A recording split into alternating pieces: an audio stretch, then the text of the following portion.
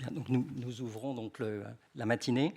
Donc Marie de Médicis a posé la première pierre de ce bâtiment en avril 1615, et c'est ce même printemps que Champlain a fait son 7e voyage à Québec. Il en accomplira 12. La traversée de l'Atlantique Nord, à partir de ce moment-là, n'est plus le fait des découvreurs, mais s'inscrit dans celle d'un commerce qui va devenir croissant et florissant. Donc notre premier orateur, qui, à partir de l'exemple de La Rochelle, va nous retracer la construction de ces routes maritimes et le commerce colonial. Donc Michaël Augeron est maître de conférence à l'Université de La Rochelle en histoire moderne et contemporaine, spécialiste des sociétés coloniales du Nouveau Monde et de l'expansion maritime européenne du XVIe au XXe siècle. C'est à vous, monsieur Augeron, pour 20 minutes. Donc la tâche qui m'a été impartie est de recontextualiser en fait ces relations avec l'Amérique du Nord et en particulier bien sûr le Québec, à partir d'un cas assez particulier, c'est le cas de La Rochelle, qui, vous allez le voir, était l'une des villes les plus précocement présentes sur la scène atlantique et en particulier sur la scène américaine. Voilà. Avec dans les débuts une approche plutôt continentale de ce continent qui peu à peu va se centrer finalement sur quelques territoires dont j'imagine vous connaissez déjà un petit peu l'histoire. Ce qu'il faut dire, c'est que ces relations, on l'avait rappelé tout à l'heure, remontent au tout début du XVIe siècle.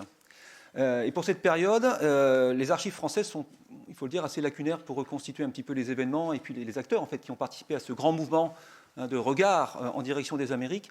Mais il faut aller souvent à l'étranger, et notamment dans les archives ibériques, qui étaient présents, vous le savez, sur cette scène américaine bien avant les Français.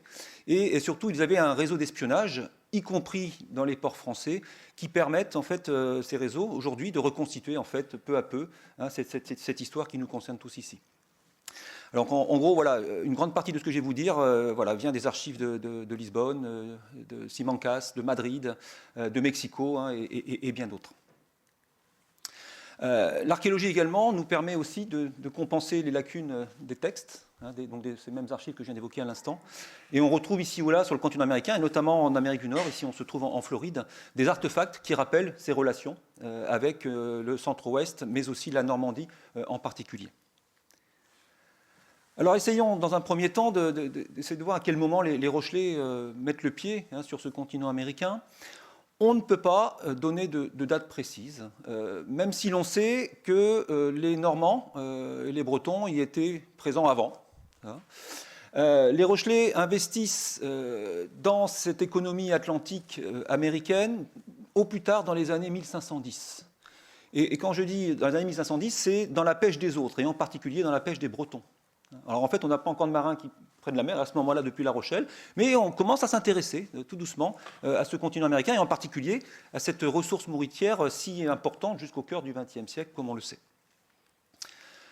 Il faut dire que La Rochelle et sa région bénéficient d'un atout pour cette pêche à la morue à Terre-Neuve, le sel, notamment autour de Brouage et de la presqu'île d'Arvers aujourd'hui, de Royan si vous voulez. En fait, ce sel avait une importance capitale dans l'Europe entière. On le revendait jusque dans la Hanse, jusqu'en Europe du Nord. Les Espagnols et les Portugais venaient aussi chercher notre sel. Et puis surtout, les Bretons et les Normands, avant de franchir l'Atlantique, venaient à La Rochelle et dans la région, dans les îles, Oléron, Ré, pour chercher ce sel et ensuite entreprendre ce grand voyage en direction de Terre-Neuve. Voilà. Donc en fait, le cœur justement de notre économie locale et régionale repose avant tout sur le sel durant cette période. Et c'est ce sel qui va inciter les Rochelais justement à regarder au-delà de leur rivage. Alors ça commence par quoi ? Ça commence par des armements à Terre-Neuve, justement, de plus en plus nombreux, même si les statistiques sont lacunaires. En tout cas, on s'aperçoit qu'au fil des ans, voilà, peu à peu, le nombre d'armements, depuis l'actuelle Charente-Maritime, ne cesse de se développer. Et puis, on va également orienter ces regards en matière économique vers le troc avec les Amérindiens.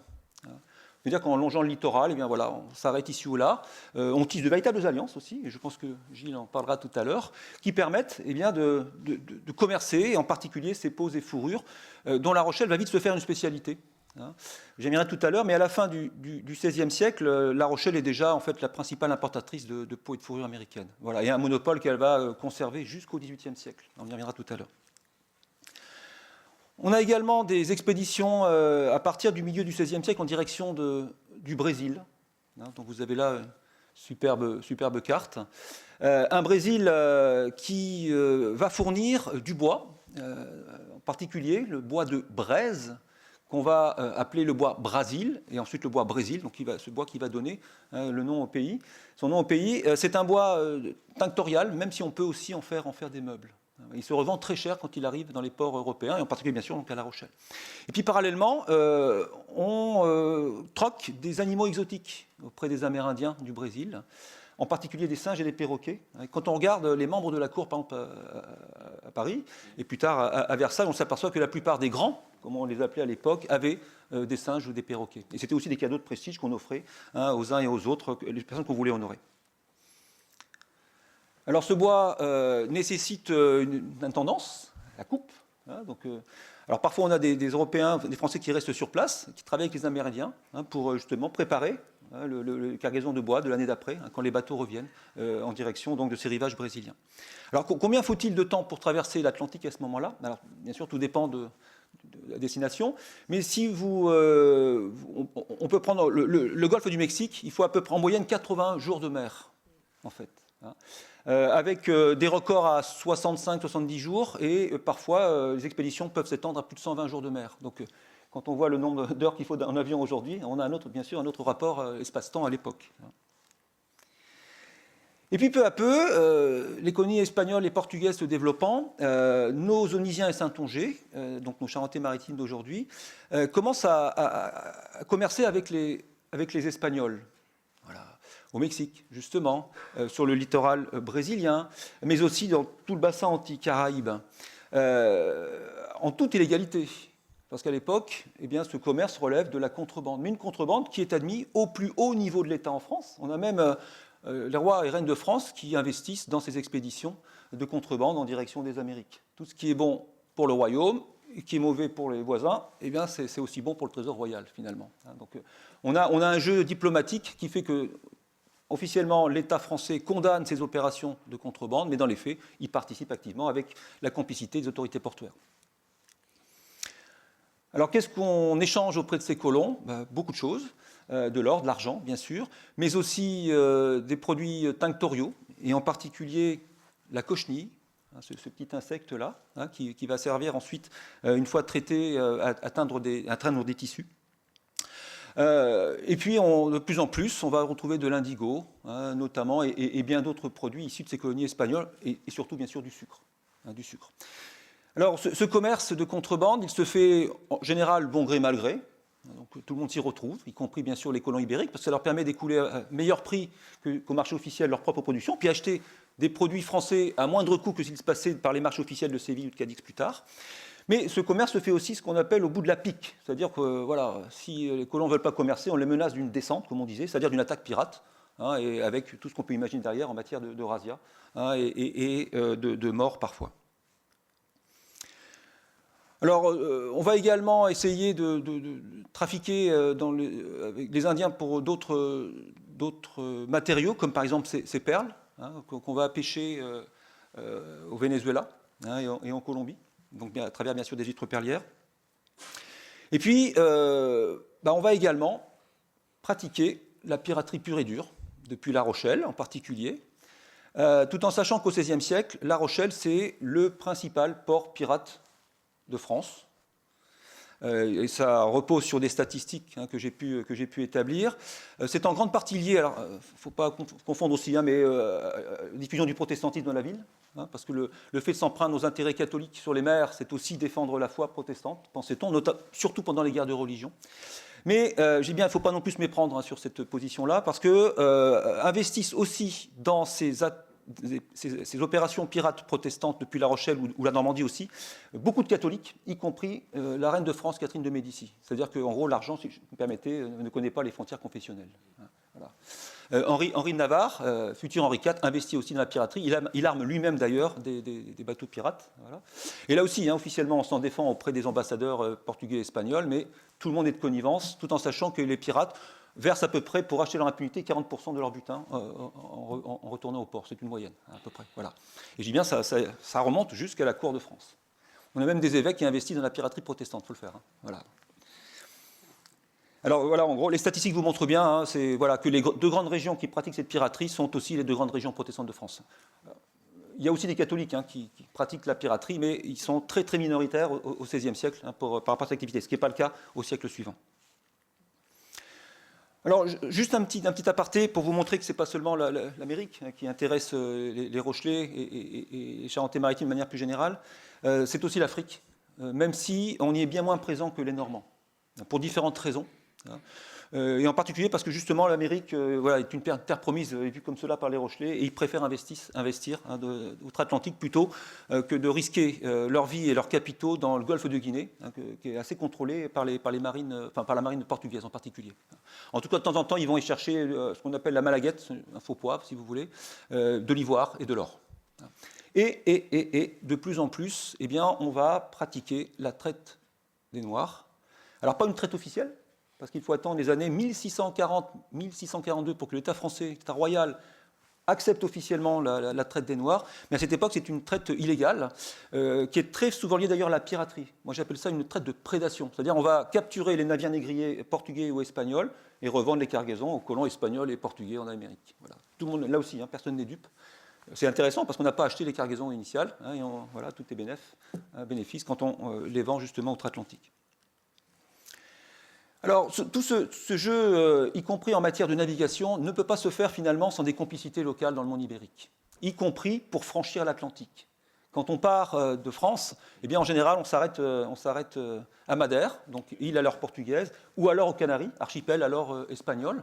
Et là, voilà, on fait le plein en vivres. Parfois, on répare son bateau. On échange parfois le produit de son butin. On a par exemple le gouverneur de l'île de la Gomera qui rachète souvent une partie du butin auprès des pirates protestants qu'il est pourtant censé pourchasser en tant que gouverneur. Donc là aussi, tout le monde y trouve intérêt. Et là encore, les frontières ne sont pas confessionnelles et ne sont pas politiques non plus. Alors de temps en temps, il y a certes quelques épisodes qui montrent que ces points de peuplement ibériques sont pillés, notamment l'île de la Gomera, qui est pillée en juillet 1570. D'ailleurs, si un jour vous allez en juillet dans l'île de la Palma, vous pourriez assister à une procession qui rappelle que le 15 juillet 1570, les protestants partis de La Rochelle ont massacré 40 jésuites au large de l'île, raison pour laquelle on continue à honorer leur mémoire aujourd'hui. Alors, il faut bien le dire, c'est fait par une frange très à droite sur le plan du catholicisme, en fait. Donc c'est plutôt, on dirait, voilà, catholique intégriste, quoi. Alors c'est dénoncé par les pouvoirs publics, mais il n'empêche, voilà, la liberté de parole permettant, cette procession existe toujours. Alors, autre exemple, parmi d'autres, en 1600, vous avez des Rochelais, d'autres Français et des Européens, notamment des Allemands, des Anglais, qui s'installent dans l'île de Cuba, dans un endroit vide d'individus à ce moment-là, et ils fondent une vraie bourgade, qu'on va vite surnommer l'autre Rochelle. C'est intéressant, alors qu'elle n'est pas peuplée que de Rochelais. Et pendant 2 ans, cette petite bourgade va croître et devenir un véritable village, voilà, au sein duquel toutes les autorités locales, y compris religieuses, viennent se ravitailler en produits français et européens de manière générale, et y compris les autorités ecclésiastiques. Ils savent tous que la majorité des habitants sont des protestants, là encore. 1602, la nouvelle en arrive à la cour d'Espagne, et que fait le roi Philippe III? Il organise une expédition fugitive. Donc il envoie des troupes, et comme par hasard, quand il arrive sur place, il n'y a plus un habitant. Le village est vide. Ce qui veut dire que les autorités locales ont prévenu les habitants de l'arrivée imminente de soldats. Alors au niveau commercial, que deviennent ces produits une fois ramenés en France? Donc qu'ils soient le fait du troc avec les Amérindiens, qu'ils soient le fait de la contrebande avec les colons ibériques, ou qu'ils soient le fait justement de la piraterie ou de la course en temps de guerre ouverte, eh bien en fait ils reprennent les réseaux de redistribution habituels. C'est-à-dire que ces marchandises sont traitées comme des marchandises acquises tout à fait légalement. Alors ce qu'on fait parfois, c'est qu'on va blanchir ces marchandises avec de faux contrats d'achat, par exemple, de faux contrats d'armement de bateaux. En gros, on va aussi gommer les marques sur les sacs ou sur les tonneaux, pour qu'on perde la trace en fait, de ces marchandises, au cas où les ambassadeurs ibériques et leurs espions s'apercevraient que tel ou tel bien leur appartenant est débarqué dans les ports de France. En fait, alors parfois on a des plaintes qui sont déposées par les ambassadeurs auprès des rois de France successifs, mais en fait quasiment aucune n'a abouti sur le plan légal. Donc ça montre bien là encore les complicités royales. Alors prenons l'exemple des peaux et fourrures à travers donc, cette carte réalisée par un historien canadien qui s'appelle Bernard Haller, qui a beaucoup travaillé sur cette question pour la fin pour le XVIe et le début du XVIIe siècle. En gros, voilà, les peaux qui arrivent à La Rochelle sont redistribuées dans les grands centres chapeliers, notamment à Paris, à Lyon. Une partie d'entre elles sont réexportées en Europe du Nord aussi. Donc on a vraiment tout un commerce qui se met en place à partir de ces arrivages.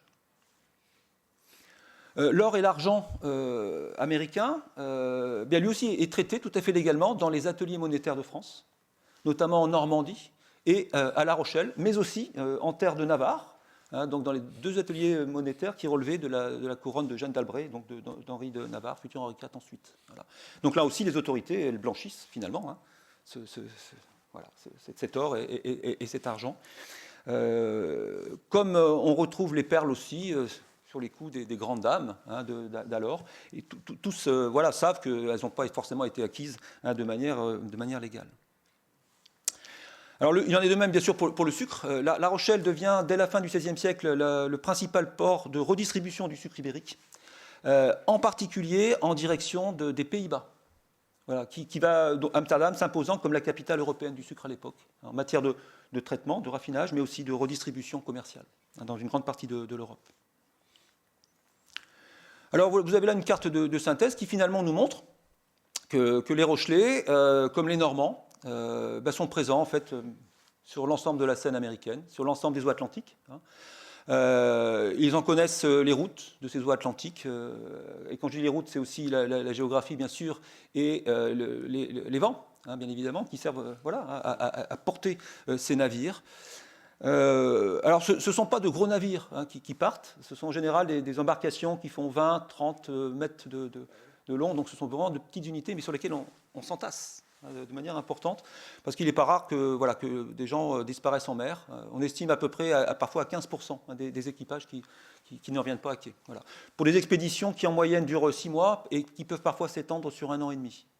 Donc là aussi, on peut imaginer le rapport aussi à la famille laissée à quai, et pour lesquels on n'a finalement pas ou très peu de nouvelles. Parfois on en a quand on croise un autre navire qui peut apporter quelques informations. Alors, au-delà des grands flux atlantiques, eh bien, c'est toute une économie locale et régionale qui va bénéficier de ces arrivages et de ces envois aussi de produits français en direction du Nouveau Monde. Alors, ça va, dirait-on aujourd'hui, si vous me permettez l'expression, doper nos industries de l'époque, y compris l'industrie du papier. Donc, surtout au siècle suivant, mais on a déjà des envois qui sont à ce niveau-là. Le livre aussi. La Rochelle étant un centre d'impression du livre au XVIe siècle. Et puis, on a des eaux de vie qui sont envoyées, on a beaucoup de vin, du sel, du lard, enfin, je reprends le détail, mais en fait, beaucoup de produits sont expédiés en direction du Nouveau Monde. Donc, j'évoquais les ports, mais c'est tout un arrière-pays qui est intégré à cette économie coloniale. Alors, pas tant par les routes terrestres, parce que dans notre région, la Charentaise-Maritime, les routes terrestres sont peu praticables une grande partie de l'année, parce qu'elles ne sont pas stabilisées. En fait, on utilise essentiellement les fleuves et les rivières, qui sont de véritables autoroutes en matière de migration, mais aussi donc, de distribution et de redistribution des matériaux, des matières premières, donc, mais aussi des marchandises de manière plus générale. Alors, on a très peu d'informations sur ces bateaux. Alors, on connaît à peu près la taille, le tonnage. Le tonnage, on le connaît assez bien. Mais on connaît assez peu les formes. Sauf à savoir que nombre de ces navires utilisés par les Rochelais et les Saintongeais, Oléronais ou Rétais, pour l'Onis aussi, sont des bateaux qu'on achète en Angleterre ou aux Pays-Bas, parfois en Normandie, ou qu'on loue. Voilà, on n'a pas de grande construction locale au XVIe siècle à La Rochelle, en matière de navigation. Alors, il est intéressant de voir que cette économie, en fait, elle va faire que, y compris pendant les guerres de religion, La Rochelle continue à s'enrichir. Voilà, au XVIe siècle, enfin, de la deuxième moitié du XVIe siècle, c'est, comme le dit Brantôme, l'une des 3 villes les plus pécunieuses de France. Donc ça montre bien son statut.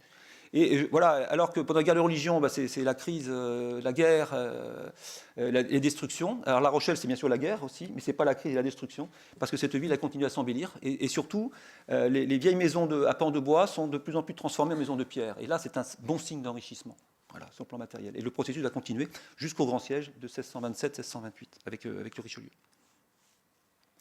Alors, ça permet notamment de renforcer les fortifications de la ville. Voilà, et d'ailleurs, pendant les guerres ouvertes, pendant la guerre de religion, le pouvoir protestant municipal prélève, et celui de Navarre, prélève 20% sur le butin des corsaires. Voilà, et ces 20% servent à acheter des armes et justement à renforcer les fortifications de la ville. Il me reste un petit peu de temps. Essayons maintenant de s'intéresser justement au Canada. Les Rochelais s'y intéressent précocement. Ils participent à plusieurs expéditions avortées au XVIe siècle, mais participent aussi à des expéditions qui réussissent à partir de 1604, pour l'Acadie du Gademont et Champlain, et bien sûr pour la fondation de Québec en 1608. Ils y participent par leurs bateaux, par leurs marins, bien sûr, par leurs marchands, mais aussi par leurs capitaux.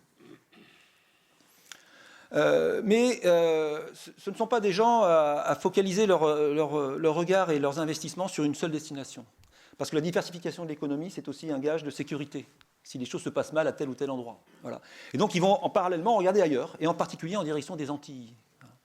Et vont participer aussi aux premières opérations de peuplement de l'île de Saint-Christophe, des années 1620, mais ensuite plus tard, la Martinique, la Guadeloupe, et bien sûr Saint-Domingue, à la fin du siècle surtout. Alors tout ça fait que, je le disais tout à l'heure, la ville va continuer à s'enrichir. Avec un coup rude, c'est le grand siège de 1627-1628, qui après 14 mois oblige les Rochelais à ouvrir leurs portes au roi de France. Pour eux, ça a été bien sûr un coup dur sur le plan démographique. Beaucoup de gens sont morts, beaucoup sont partis. Ça a été aussi surtout un coup dur sur le plan économique parce qu'ils ont perdu leur flotte. Ils ont perdu une bonne partie de leur réseau. Mais ils vont vite redresser la tête, dirait-on aujourd'hui, et surtout à partir des années 1630, milieu des années 1630, 1635-36, à nouveau regarder vers le Nouveau Monde. En gros, leur économie repart très vite, justement parce qu'ils regardent vers le Nouveau Monde. Alors, ils vont essayer justement de développer leur commerce avec le Canada, les pelleteries. Alors, on n'a pas de chiffres précis pour le milieu du XVIIe siècle, mais ce que l'on sait, c'est que ce sont chaque année au moins plusieurs milliers de pots qui arrivent sur les quais de La Rochelle. Ils vont essayer également de renouer un petit peu avec la pêche à la morue à Terre-Neuve, mais très vite, ils vont abandonner et la laisser aux Bretons et aux Normands, cette pêche, pour des raisons économiques. Et puis parce que justement, ils préfèrent s'enrichir dans les autres directions du grand commerce colonial. Alors comme pour le siècle précédent, c'est un large arrière-pays qui est relié à cette économie portuaire, au port de La Rochelle en particulier. La Rochelle est avant tout un port de marchands et d'armateurs. C'est peut paraître paradoxal, c'est peu un port de marins. En fait, les marins, on va les chercher surtout en Saintonge, dans la presqu'île d'Arvers, donc dans l'île d'Oléron, à Royan en particulier. C'est ce que fait d'ailleurs Bordeaux. Alors, qu'est-ce qui se passe après 1185 parce que jusque-là, en fait, la ville est à majorité protestante. 1692, vous savez, révocation de l'édit de Nantes. Normalement, le protestant n'a plus d'existence légale dans le royaume de France. Beaucoup choisissent à La Rochelle de quitter le royaume. Beaucoup se convertissent de façade, comme on disait à l'époque, pour continuer leurs activités.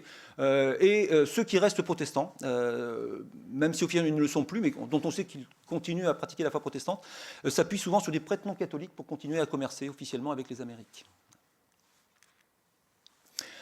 On voit ces émigrés rochelais protestants fonder ou cofonder quelques points de peuplement en Amérique du Nord, donc dans ce qui sera les États-Unis plus tard, et notamment la ville de New Rochelle, avec lequel il existe depuis le début du XXe siècle, et c'est un pacte d'amitié, c'est le plus vieux jumelage de France.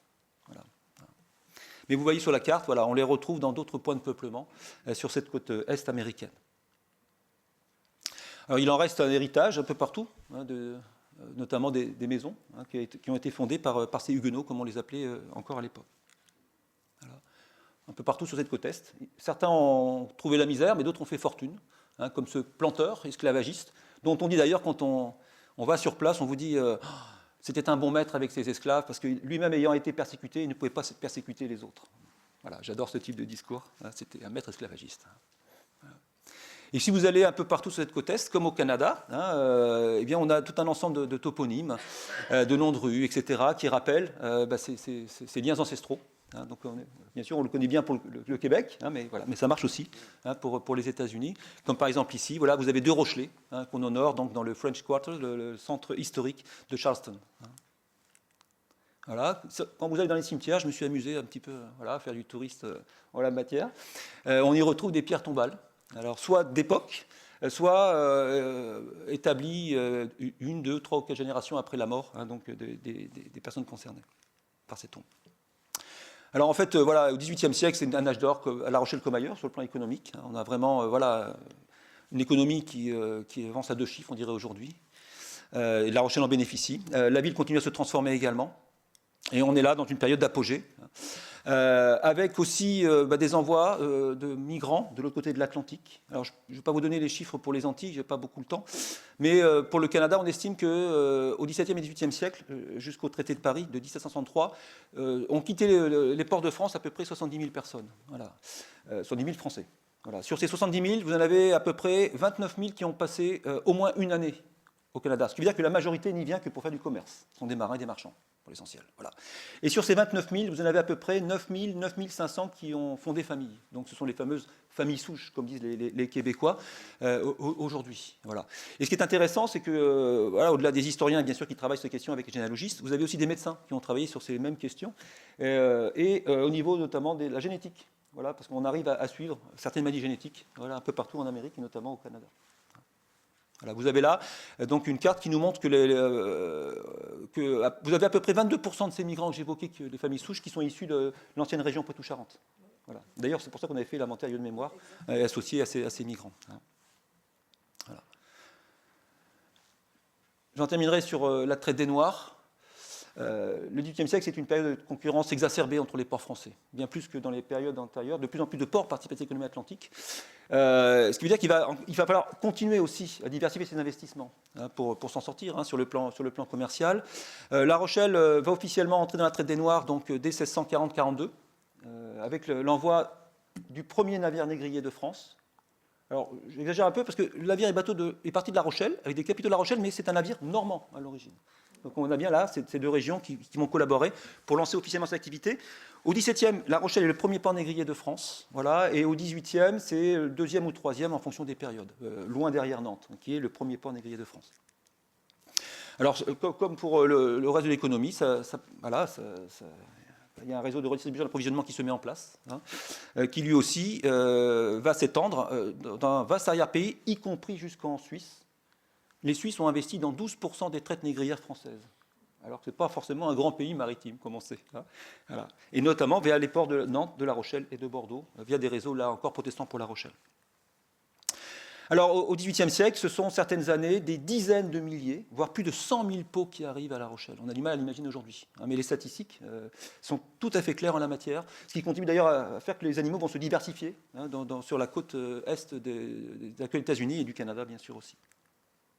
Voilà, les statistiques, on a des tableaux qui, à l'époque, avaient été faits par la Chambre de commerce de la ville et qui vraiment sont très explicites, y compris espèce par espèce. Donc, on a vraiment là des chiffres très, très précis. Alors, j'en terminerai sur les implantations en Amérique. J'évoquais tout à l'heure les migrations vers le Canada. Il y a également des migrations vers les Antilles, mais en fait, elles sont bien plus nombreuses que celles du Canada. Pour une personne qui part de La Rochelle pour le Canada, vous en avez à peu près 16 qui partent pour les Antilles.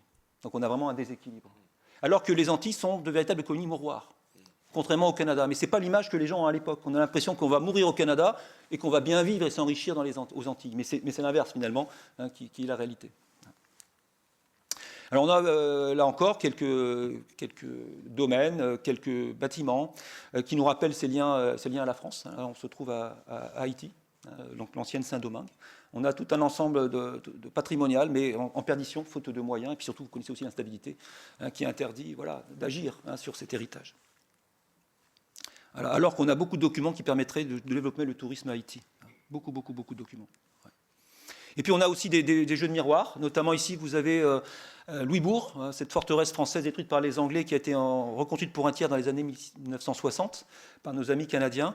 Quand vous regardez cette maison, par exemple ici, c'est la maison Rodrigue, qui était lié à un frère, aussi Rodrigue à La Rochelle, et tous deux commerçaient justement par des liens de sang. Voilà. Et puis La Rochelle, c'est aussi une société cosmopolite. On y a bien sûr des esclaves domestiques, mais on y a aussi des Amérindiens. J'en ai recensé à peu près aujourd'hui une soixantaine pour la fin du XVIIe siècle et le XVIIIe siècle. Donc voilà, on a aussi des migrations qui sont inversées, si vous voulez. Et puis on a des colons qui reviennent riches aussi à La Rochelle. Je vais laisser le jeu des Amérindiens à Gilles, il va les évoquer tout à l'heure.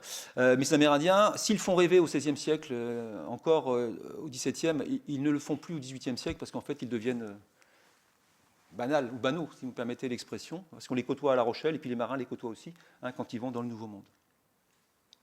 Et si vous visitez la ville, je pense que beaucoup d'entre vous l'ont déjà fait, vous avez partout des traces patrimoniales de cet héritage commercial de l'Atlantique à travers les très très beaux hôtels particuliers que la ville donc possède. Et puis quand on regarde la carte du XVIIIe siècle, on s'aperçoit que finalement les flux commerciaux sont les mêmes que ceux du XVIe siècle, même si on a des petits changements en matière de certains produits, avec une arrivée désormais de café et de cacao, qu'on n'avait pas au XVIe siècle, de manière très très ponctuelle pour le cacao.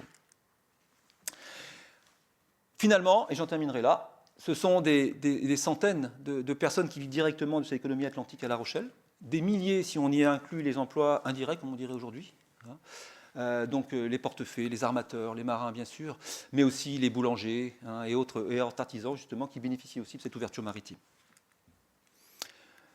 Et là encore, preuve en est, ou preuve en sont, les entrepôts commerciaux qu'on perçoit encore ici ou là dans l'île de La Rochelle, et notamment ceux qui se trouvaient au sommet de ces hôtels particuliers. Voilà. Et puis parfois, on a aussi des traces qui nous rappellent cette économie atlantique sur des objets, mais aussi sur des écussons, avec ces ouvertures sur le monde.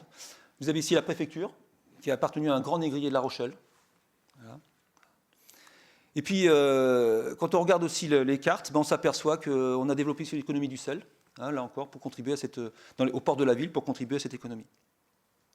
Le vin, également exporté. Il n'y en a presque plus à La Rochelle et dans l'actuelle communauté d'agglomération, mais jusqu'à la crise Félix Serra dans les années 1870-80, plus de 80% des terres de l'actuelle CDA, donc 27 communes, étaient plantées en ville. Donc là aussi, ça nous montre que notre paysage, il a changé, mais il était étroitement lié aux exportations maritimes. Voilà, donc le Cognac en a beaucoup profité. Sociétés comme Ency et Martel, voilà, on commençait à exporter durant cette période. Et puis, c'est aussi la mémoire qui est là, notamment la mémoire de la traite de l'esclavage. La Rochelle, chaque année, participe aux commémorations, donc au niveau de la traite de l'esclavage et de leurs abolitions. Voilà, les maires successifs donc, y tiennent, parce que voilà, c'est aussi se rappeler que les valeurs d'aujourd'hui ne sont pas forcément les valeurs d'hier, bien au contraire, à travers ce type d'activité. Merci pour votre attention. Voilà.